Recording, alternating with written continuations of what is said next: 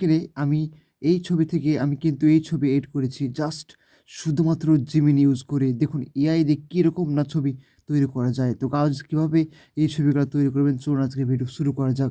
তো বন্ধুরা এর জন্য আপনাকে প্লে স্টোর থেকে ChatGPT অ্যাপ্লিকেশনটা ইনস্টল করে নিতে হবে। সিম্পল ChatGPT অ্যাপ্লিকেশনটা যদি ইনস্টল থাকে তাহলে আপনারা এখান থেকে আপডেট করে নেবেন।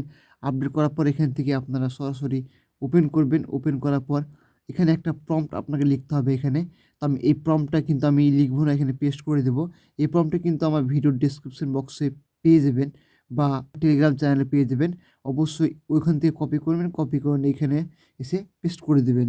কপি করার পর এখানে প্লাস আইকনে ট্যাপ করবেন এবং ফটোতে যাবেন। ফটোতে গিয়ে আপনারা একটা ছবি সিলেক্ট করে নেবেন। তারপর ডান অপশন ট্যাপ করবেন। ট্যাপ করার পর দেখবেন যে এখানে দেখবেন যে শেষে একটা অ্যারো চিহ্ন পাবেন। এখানে ট্যাপ করে দেবেন। ট্যাপ করে দিলে দেখবেন যে এখানে আপনার ছবি শুরু হয়ে যাবে তৈরি হতে এবং একটু পরে কিন্তু আপনাকে ডাউনলোড করে নিতে হবে। তো গাইস দেখুন আমার ছবিটি কিন্তু তৈরি করে দিয়েছে জেমিনি এআই।